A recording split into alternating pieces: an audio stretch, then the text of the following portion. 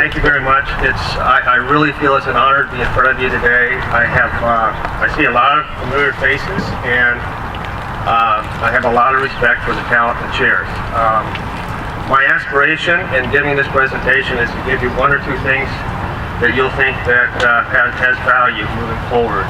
I was asked to give a viewable golf lesson today, and so they gave me a little freedom, which was nice, and so I decided to show how I work with an accomplished player. I have somebody that I think you'll be very entertained by. Before I get into that, there are a couple paradigms that I try to follow when I'm working with a really good player. The first one is I try to really take note of their particular swing pattern. They're already successful doing what they're doing. I don't want to make them worse by completely reworking the roadmap. And the other thing I try to do is I try to create as positive of a learning and teaching environment as I possibly can. One of the ways that I do that is I'm a huge believer in metrics. I use a launch monitor when I teach. I have a putting studio where I'm generating metrics that way. And there are a few reasons why I like metrics. The first one is I think there's something magical when you can get somebody to feel the number and they see the ball flight completely change. The other thing that is really nice about having them focus on their metrics is they get to be more swing oriented rather than ball oriented, and I think that that's very valuable in terms of changing things on a better level. I think that's probably what some of the golf guys see, because they can't even see the ball, so they're just trying to make the numbers sing. And the last thing is that particularly with a good player, they want more granularity, and what I mean by that is if they can really make the numbers work. For instance, if they're hitting iron shots, Flyscope says that you want to get your path twice your face, and you want to get things working so your ball goes straight and it falls left. It's not curving on the way up. You can make all that happen with the numbers, and that's the type of thing that a really good player can really hold on to.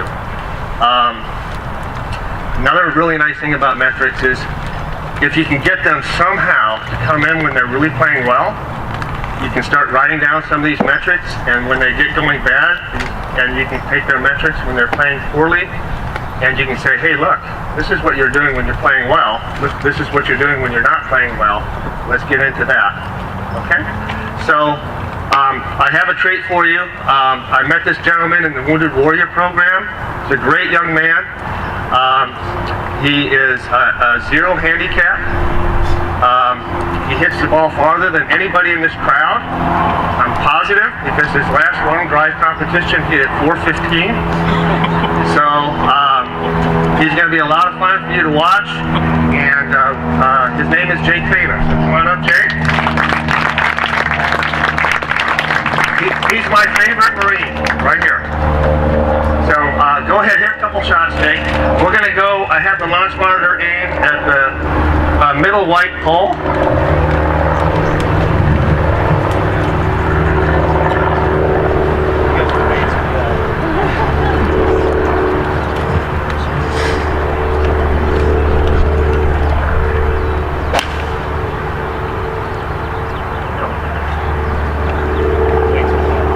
Just hit a few and let them watch you swing.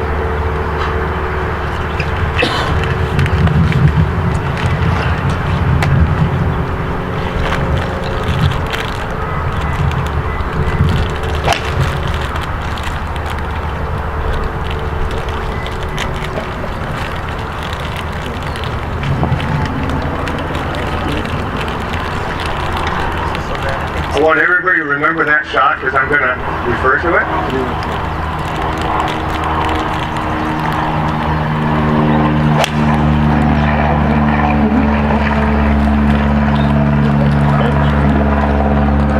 That's my 3-iron, mate.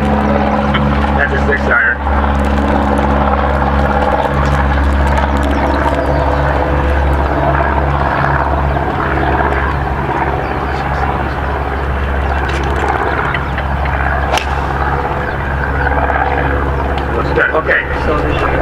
what's going on with the launch monitor, okay?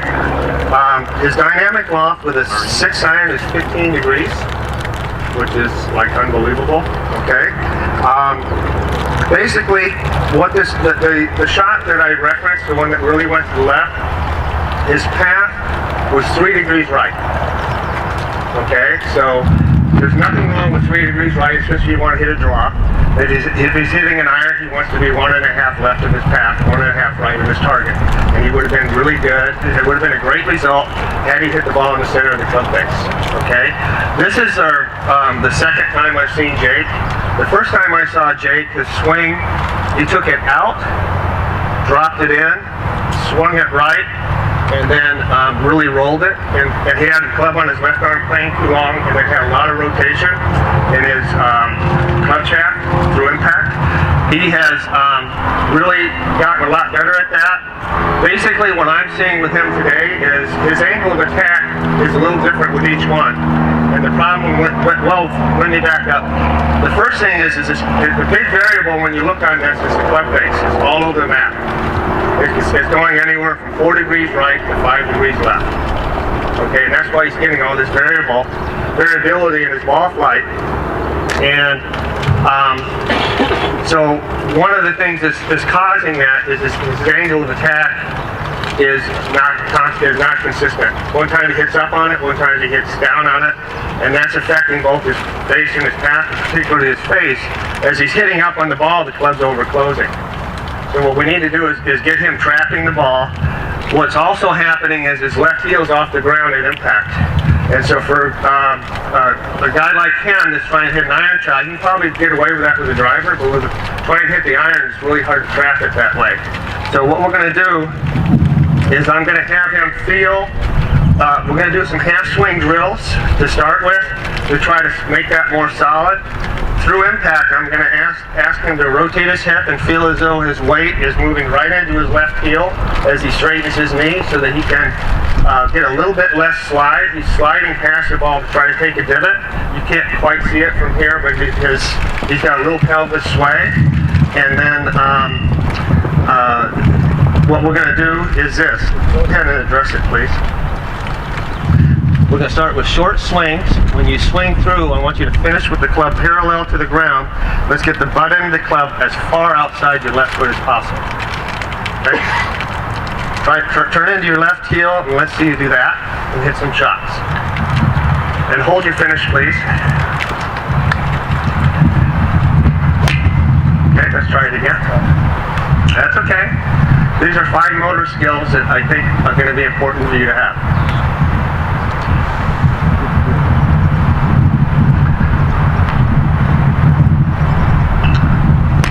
There you go. That looked great. Let's try it again.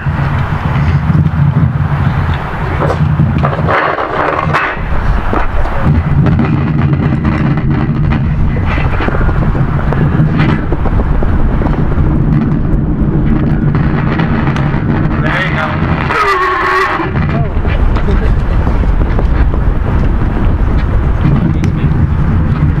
Sorry.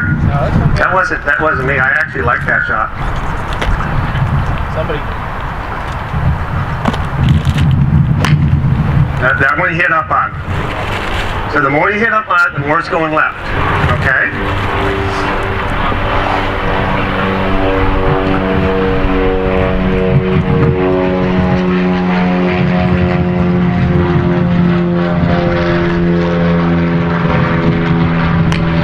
There you go.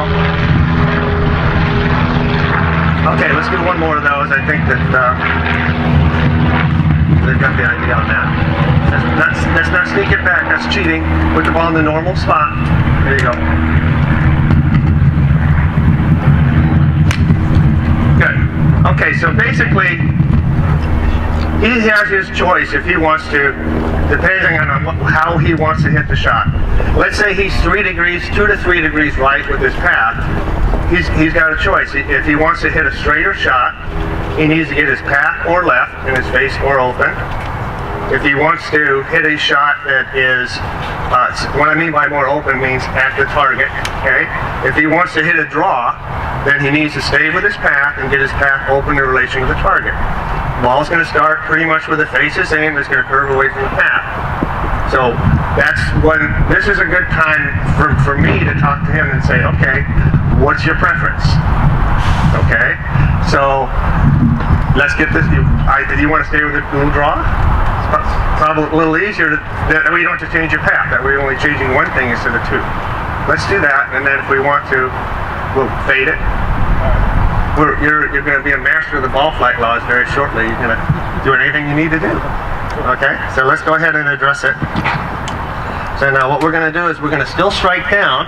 You can go back a little farther. Let's feel as though the face is looking at the target longer and we get less shaft rotation through the golf ball. Okay, then just keep in mind that the ball's pretty much going to start where the face is aimed. Your path is very consistent.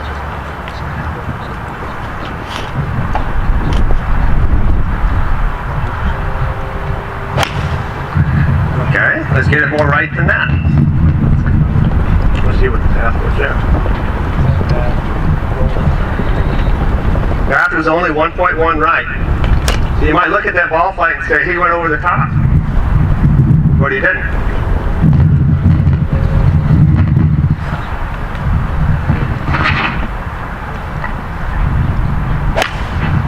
Okay, that's good overcorrection. Keep doing it. Keep doing it. That's all right. We need to feel. This is part of feeling the number, right? Yep. That I was mentioning before. Ball position, Scott. It's starting to sneak it back. You guys got me. There's a lot of eyes on you. Cheater. Can't put some number too.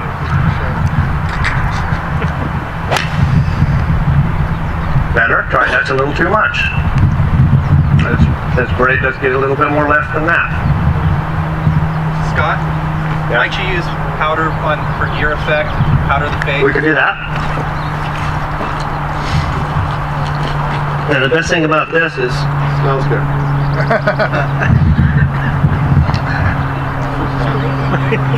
What's that?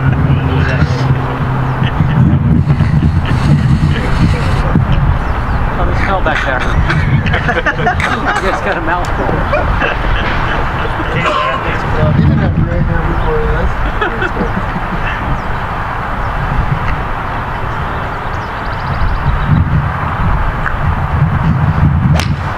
There you go. How we doing? Slightly in the heel. Yeah. Okay. Let's do it again. So I didn't see that. Did that ball flight go straight? It was, yeah, it was a nice shot. Straight? Yeah, it was just a hair. Yeah, it went pretty straight, just a hair right at target. Put the ball up in your stance. Don't sneak it back. It's gonna make your path go too far right.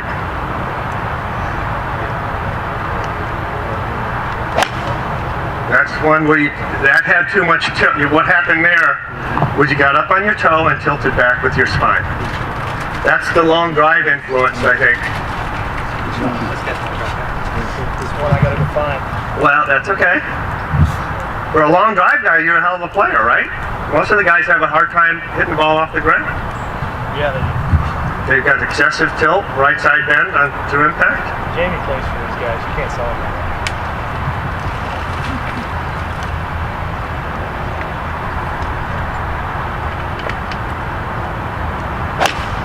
There you go. Now, did you feel that your face was more open? Very nice. Okay, numbers were really good there. 1.1 right and 0.5 to the left of the face, of the path. So that's it. That's really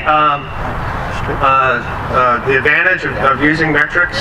Okay, if you can really get people to feel the number and they have more understanding, and I just hate the feeling of your swing looks good, your ball flight looks better, good luck. Okay, really hope it works out. Okay, this gives them something much more tangible to hold on to.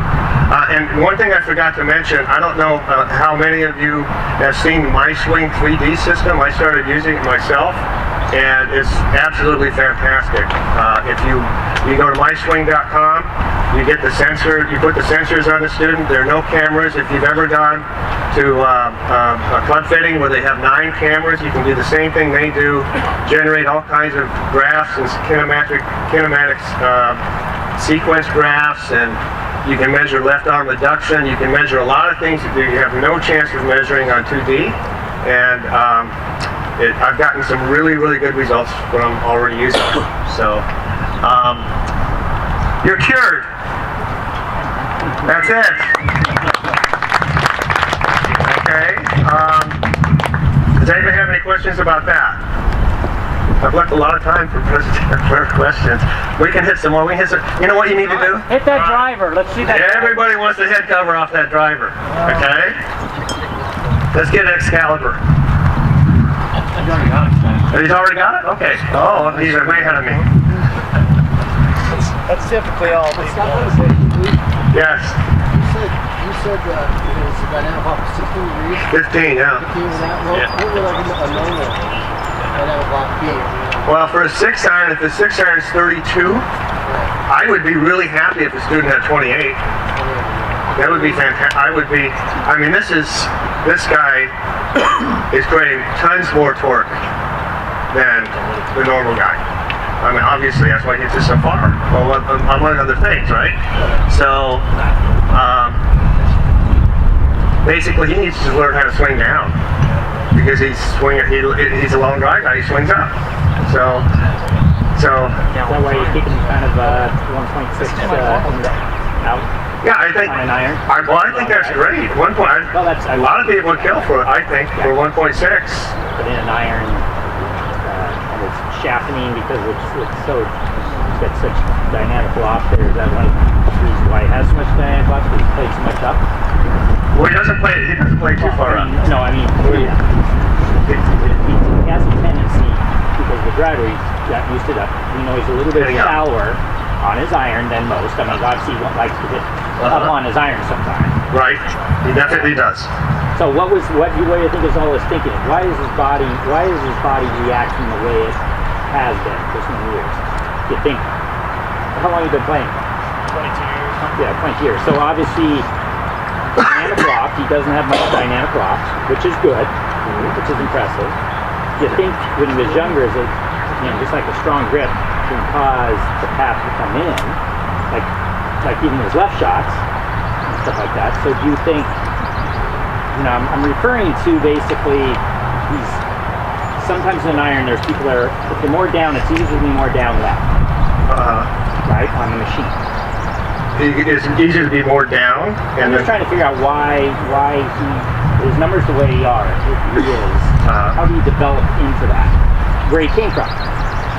Well, like even with you, what was his numbers the very first lesson? You said he was more. you know what? I didn't. Here's the deal. I showed up to the Wounded Warriors thing, Okay. and I was green as can be, Got it. and I just showed up with an iPhone.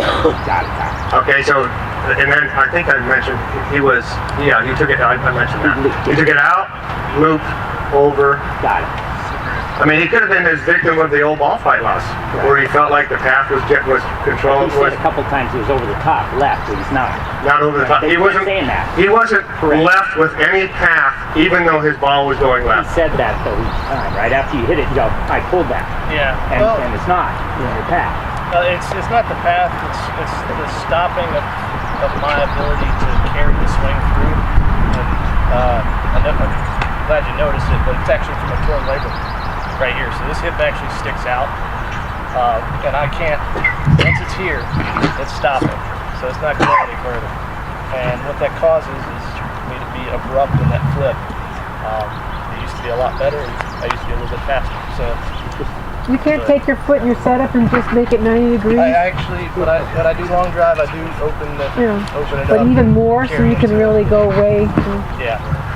So, but we're trying to score here, guys. We're trying to hit iron shots. So his strength is what he's got in his hand. So what we were trying to do is work where his weakness is. I've got a good short game too, so it's just the irons we're really worried about. Okay. All right. Whoa. Now the pressure's on. Now the pressure's on.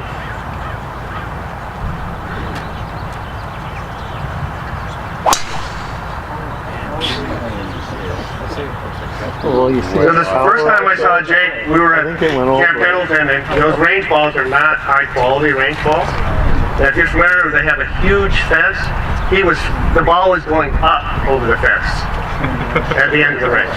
With those, and they were really not good range balls. How far back carry? Can't measure it. That went 307, 281, 282 into the wind. Club head speed was 129. Smash factor is 1.33. Low on smash. Low on the smash. Come and hit it. Yeah, would you? It's only 120 something. Get him an epic. Yeah, actually, let's check it out.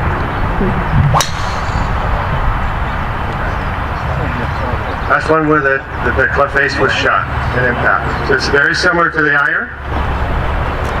Path was 2.4 right there.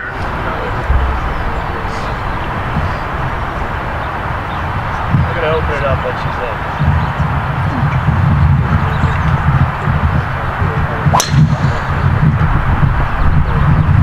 Now let's get the club face to look at the target longer through the impact zone, so the ball doesn't start from the left.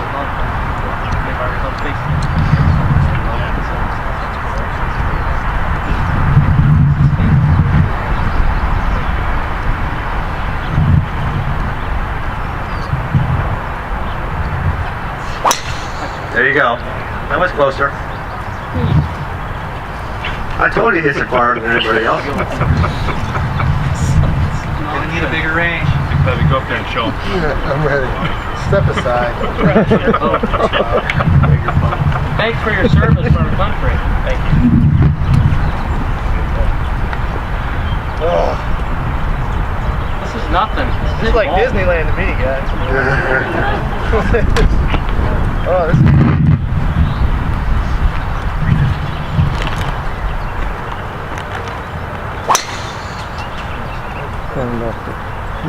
It's an Escondido.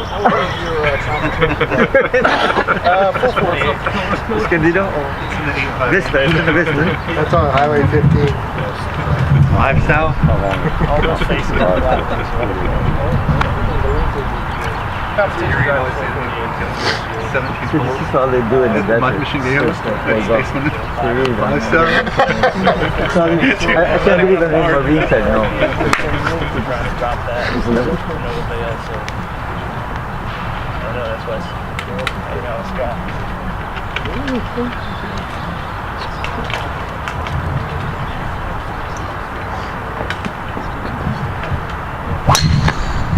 There you go. Oh, ding dong.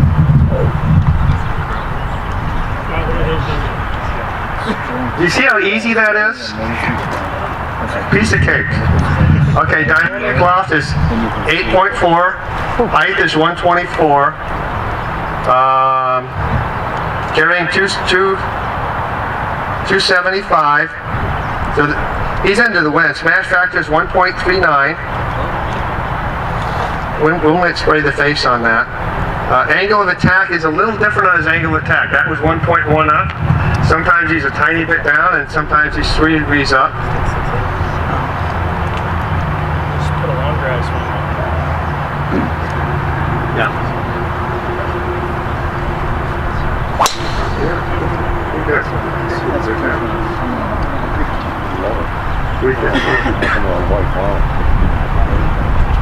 Does anybody have any questions at this point? So what would you do about a smash factor? Anything? Well, we could do this for sure. Whenever there's a smash factor situation, the first thing you want to do is spray the face, because then you want to make sure that he's actually hitting the ball in the center of the club face. And then, I mean, the things that are going to affect the smash factor are going to be where is he hitting the ball in the face, how much deflection he's getting from face and path. Those are 2 big things right there. Let's spray the face and see what we get.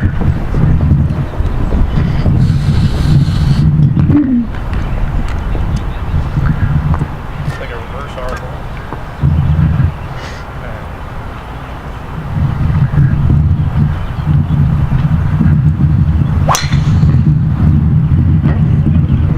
How do we do there? Did a little low on the toe. Okay, let's keep the club a little lower to the ground after impact. Let's see what the smash factor was. Oh, it should have been a little higher. Smash was better, 1.44. So, Earlier they were off. The toe will do that sometimes. yeah.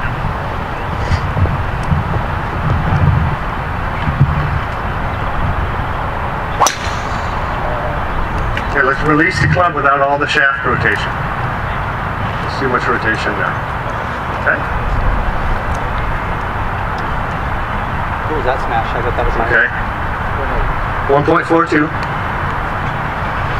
Gain a good vision. Just put it up in your stance just slightly, Jake. You know your number. There you go. My numbers, guy. I have those tequilas. Release the club without the rotation.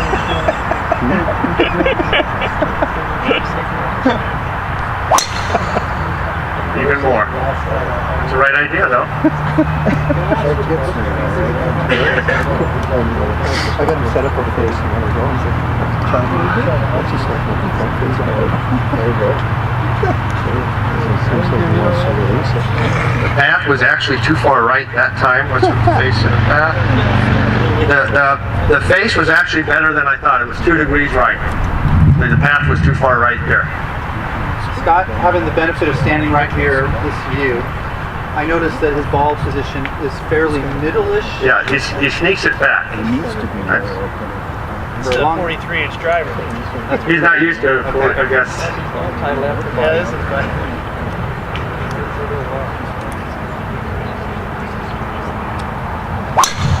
There you go.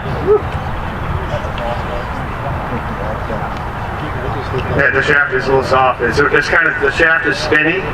He's over 3,000 on. The last one was 285 carry, 3,300 spin. What did launch at, Scott? Launch angle? 12.8. 11, 12? Let's see, where are Do we? you know your numbers, like to do this? long 9.8. drive? Do you know all your numbers, your optimal numbers? Yeah. I've been doing long drives since I was probably 16 years old. And I took about an 8-year break. Took vacations to Afghanistan and stuff. Came back off of it. Then we went to Japan. Kind of fell off the game. You're back. Scott, you want to talk about some of your preferences, like foot placements or grip or anything that you like to see that's maybe a little different than average also? With him or anybody? In general, like preferences. Well, I think that I don't know how to say it.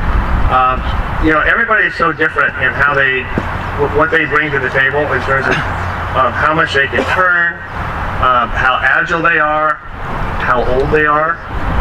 If they're old like I am, then they've got some limitations. I think that, my preferences change based on the player. I don't really have some strong preferences. What I would do with Jake has really improved a lot, even just from that one session that we had. And I think that if he does what we did today, he's going to improve even more. Probably the next session I have with him, I would get him trying to hit shots. Try to kind of work up and down the ladder where he hits a low draw, low straight, low fade, then medium, and then high, and then just work all the way up and down the ladder. And that gives him a great feeling for controlling his angle of attack, and also a great feeling for controlling his facing path in order to hit those shots, and basically get him to the point where he can see the shot and hit it without even having to do very much. That's where I would go with him. Okay, and then if you're hitting it 320 yards off the tee and you're going pretty straight, that's a really great start to hitting iron shots really close. So he could, if he has I have not played with Jake. We're gonna play in the next month or so. So looking forward to that. Jake, would you show the crowd your club face there? Pretty darn good going that speed, huh? Pretty great. The shaft, what shaft is that? Is this the stock X? It's an Addis 7X, just a stock X. We butt cut it, so it wasn't tipped. It's just a little different playing club. You know, I didn't have a lot of experience, so I just kind of put some things together. But it's for me, it's definitely, I load the club very early. I try and, I'm flippy. So picking a shaft is really difficult for me, and especially when you don't get access to a lot of it, which a lot of amateur players don't get that. And a lot of guys who actually could be good, they walk away from the game because they don't have access to things like that. You get guys that are former baseball players, former softball players, they crush the ball. It's all over the place. That's a huge reason why. So my background in long drive is, it's helpful. And as far as working with Scott and others, I used to work with him, so I'm familiar with it. Being able to portray that to a student is a huge thing. And it can really go far if you quantitate it to the learning curve. I think the biggest thing to kind of take away from it is, it's a standard in golf that a lot of people are starting to understand, especially with long drive coming on the scene. Callaway being a big part of that, and really ramped it up to the Golf Channel. And people are starting to get into it, and they're starting to understand it a little bit more. What Scott's allowing them to do is understand what's going on. It's not like a breathe, stick a lawn chair between your legs, but it's a little bit more meaningful, especially for guys like me. And, it allows me to kind of keep my same game and carry it to a different level. Oh, Just when he's done talking. Are you saying I was That's quiet? like my timing. Did everybody hear me? No? Not when the airplane goes by. I was ramping Scott up like it was no tomorrow, guys. You missed it. They heard you. Great. Keep it up. Okay. Can everybody hear me now? Okay. Kind of to reiterate what I said, what Scott's doing is something that I've been working with for a while with long drive, and working with the numbers and the quantitative aspects of a golf shot is something that I understand very well. But the people that are your average golfer and your average enthusiast don't really have an understanding of that, and they're just now getting into that. So this is something that Jason Zubak has understood for years. That's why he won 5 titles. Ball spin, launch angles, and all this attack angle stuff is something that's been around our world for a while, and it's just now starting to creep into the average golfer's hands. And Scott's really opening a door by allowing the average golfer to get their hands on that type of teaching. So it's what he's doing is really, really phenomenal, and I appreciate what he's doing, especially for me, and allowing me to come out here. And I do thank you guys for allowing me to be part of this.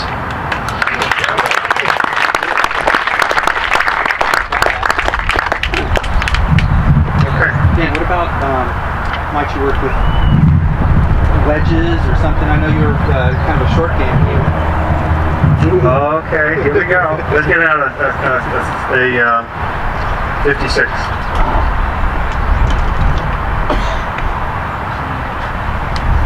Actually, you know what? Yeah, get that.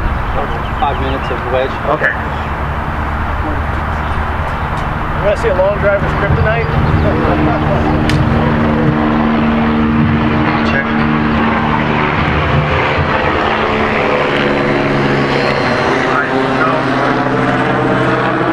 Let's go in line with that yellow pole, the first yellow pole. Get something like is it like a 70-yard shot? Now, what do you normally do to control the distance on these shots? I break it down into percentages. So, my full shot with this club is about 105 yards. So if I have a 70-yard shot, I'll let 70 to 75%. Maybe move it up in the stance. Okay. Get a little bit of a little off on it. Just kind of float it in there. Okay. Yeah. Well, what most people do is they use a clock system of some type. Okay, with the lead arm. So let's go ahead and hit a 70-yard shot.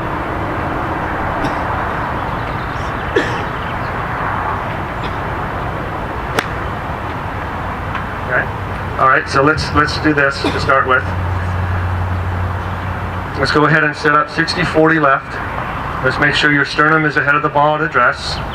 Okay? I want you to feel as though your lower body is much less active and your upper body is much more active. I want you to rotate your shoulders more aggressively and keep the sternum of get your sternum back in front of the ball where it was at address.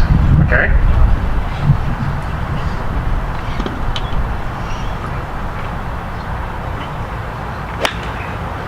And to stay down longer with your spine. You turn more aggressively but pulled up with your spine.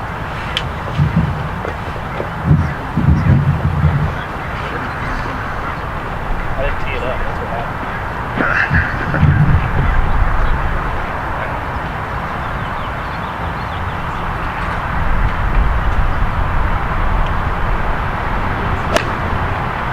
Better. Let's try that again.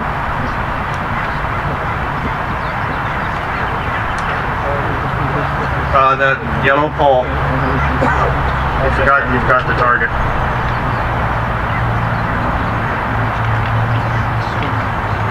Stay down with your feet. Now your sternum's ahead. You turn your sternum ahead. Keep your leg action very quiet. There you go. Now this time when you finish with your right arm extended.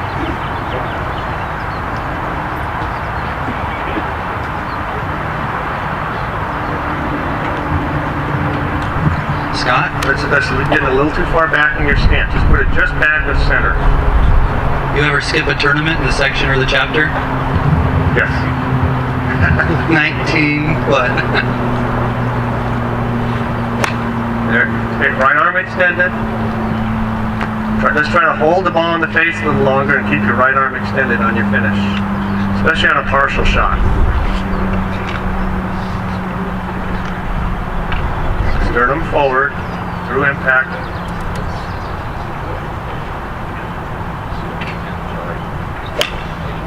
Okay, that's all right. Well, extend. Try it again. Coach, do some This isn't easy. You gotta take this game. Weight left, sternum forward. Return You the gotta get sternum 1 out of forward. 6 on the range. That's all I need. Right? That's why I did the skills challenge. That's better. On a shot like this, with as much spin as you're putting on the golf ball, we want to hit more of a burning wedge instead of something that's going up like this. So we want to feel you're rotating more aggressively, okay, and you're finishing with your right arm extended. Your lower body is very quiet. You've got a lot of extra movement that you don't need. I've watched a lot of Elvis.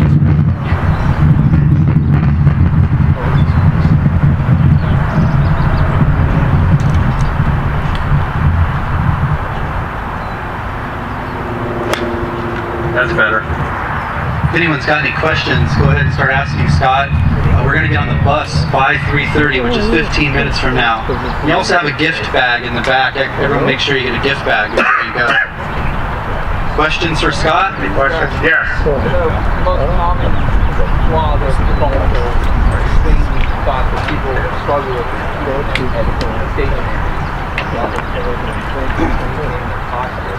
for someone who's doing part of the mistake, what do you do to keep that under control? Well, for somebody like him, we want to make sure his kinematic sequence is really nice. He's not he's staying in his posture by being nice and active down here. Okay, the less a lot of people. Well, there are so many reasons why somebody's going to come out of their posture. That they might be really steep. They're trying to shallow out their impact.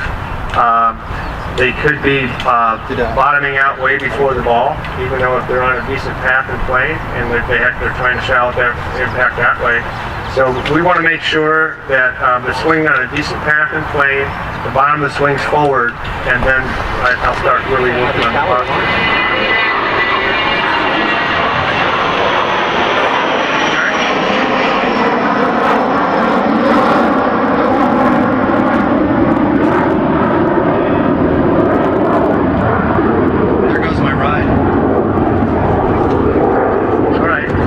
Like one of your drives. Well, thank you, everybody. Okay, we really enjoyed being with you today. Okay.